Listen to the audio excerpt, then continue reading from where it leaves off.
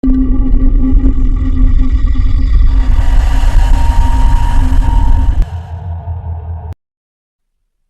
was an ordinary Wednesday afternoon at Riverside Heights High.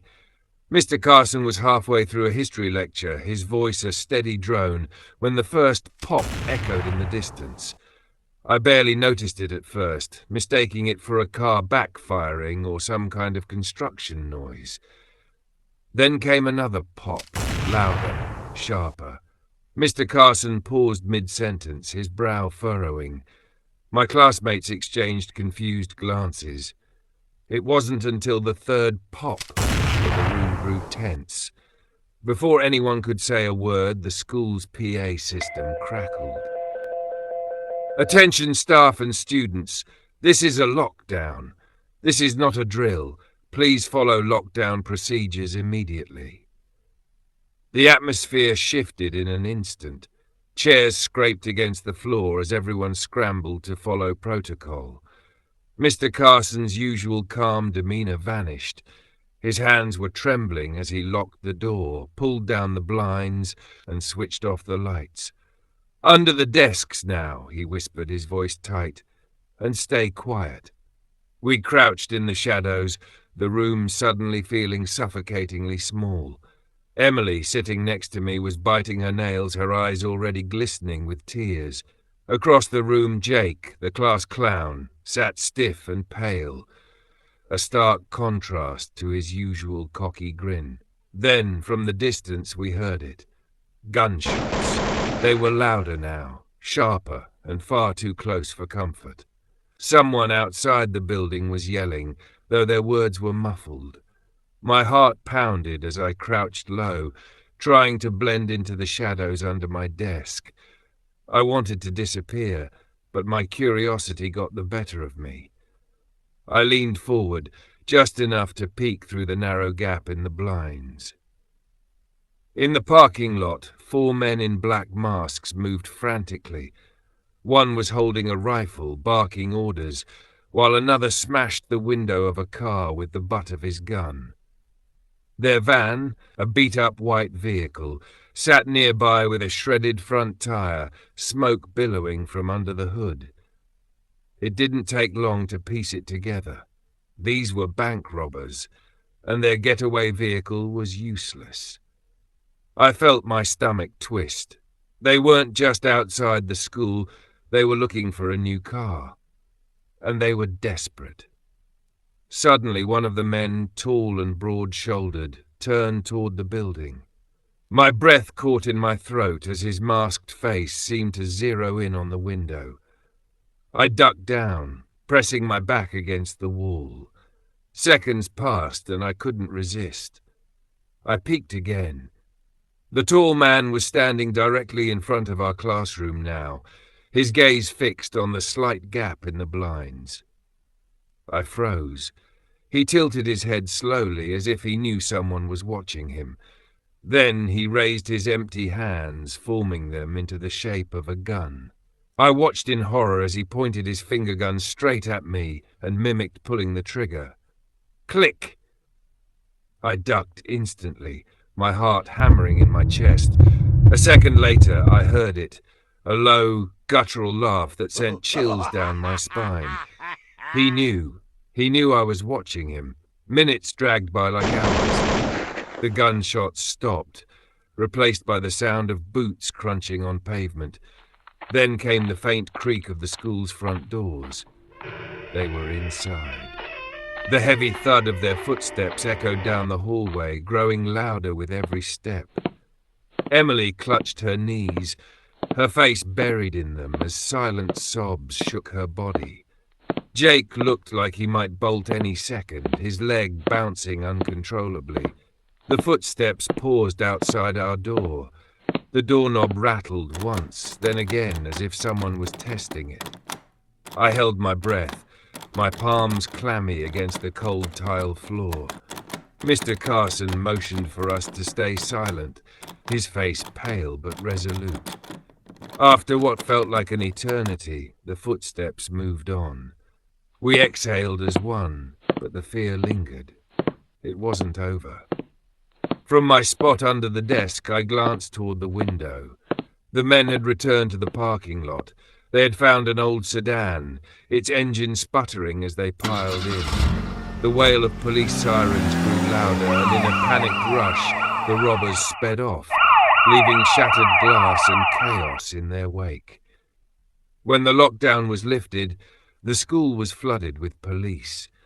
The parking lot was a mess, broken windows, abandoned backpacks, and deep tire marks. But it was the scrap of paper they found near the window that chilled me to my core. One of the officers showed it to Mr. Carson, but I caught a glimpse. Scrawled in messy black ink were 3 simple words. I saw you. That night I couldn't sleep. Every time I closed my eyes, I saw the masked man staring at me, his hands forming that imaginary gun, his mocking laughter echoing in my head. The robbers were never caught. And sometimes late at night, I wonder if they'll come back. I wonder if he still remembers me. And worse, if he's watching me now.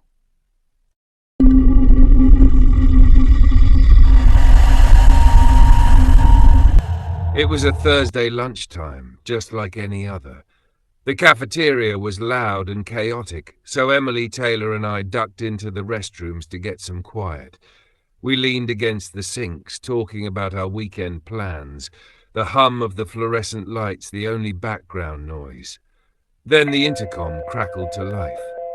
Attention! This is a lockdown. Teachers, secure your classrooms. Students, find a safe place immediately.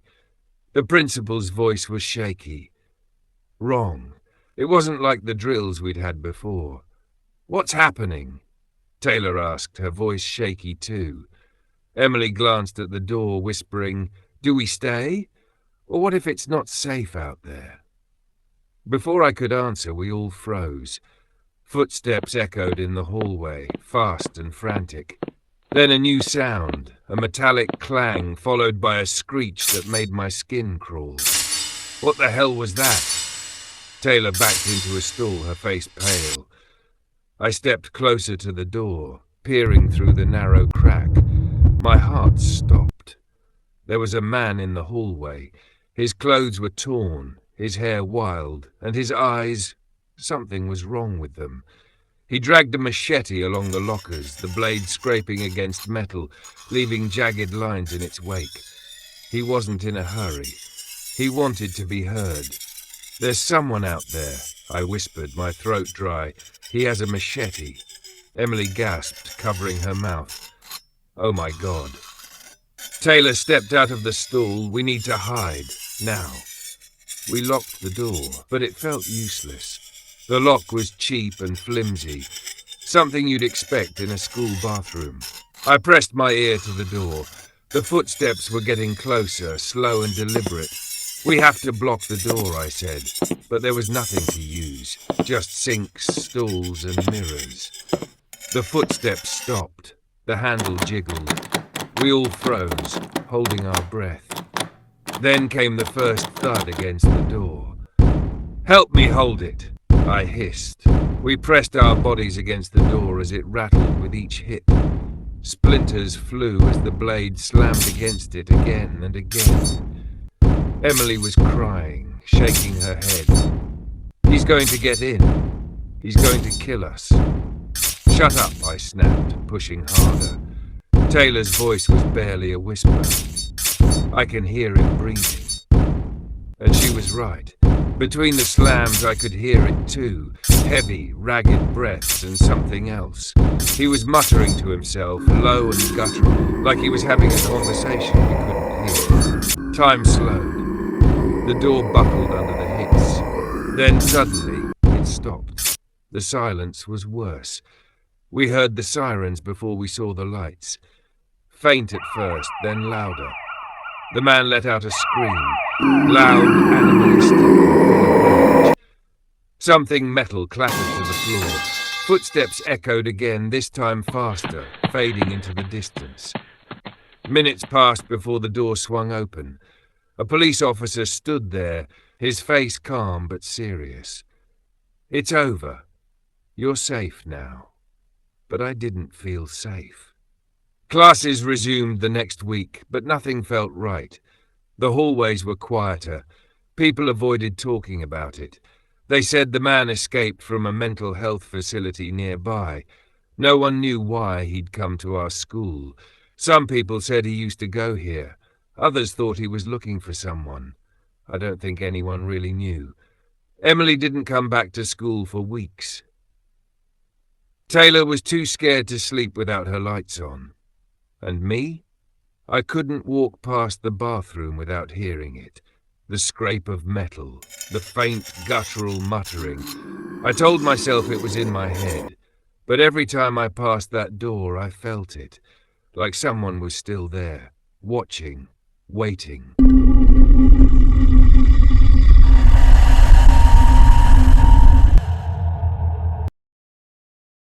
It was a Monday afternoon, one of those slow, uneventful days where all I could think about was getting home.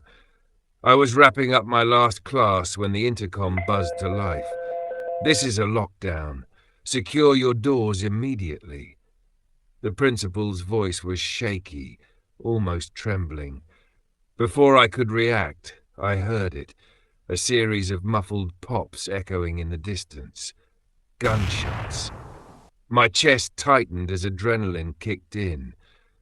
I stood frozen for a second, but the panic on my students' faces snapped me out of it. "Get under your desks." "Now," I said, trying to sound calm, though my voice cracked slightly. I locked the door, closed the blinds, and stood behind the small window in the middle of the door.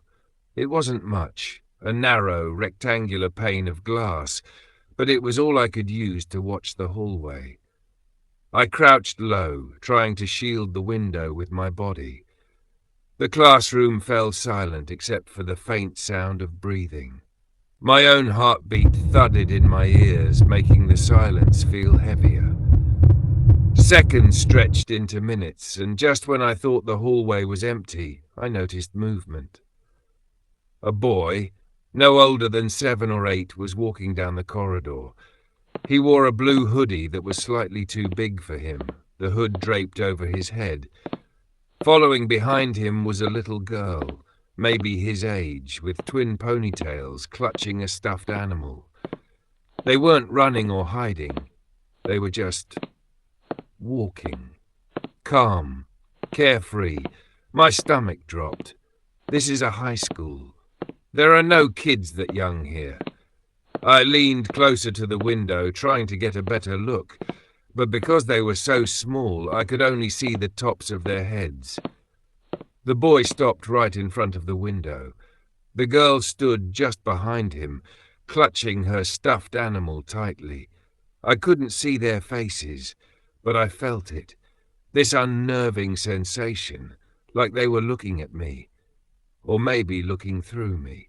The boy's head tilted slightly, and though I couldn't see his expression, I knew. He was smiling. His voice was quiet, muffled through the glass, but I could hear him clearly enough. "Let us in," he said. I froze. His tone was calm, too calm. Behind him, the little girl started to hum. It was a soft, high-pitched tune, a lullaby that was somehow off. The notes didn't feel right, and the sound echoed down the empty hallway in a way that made my skin crawl.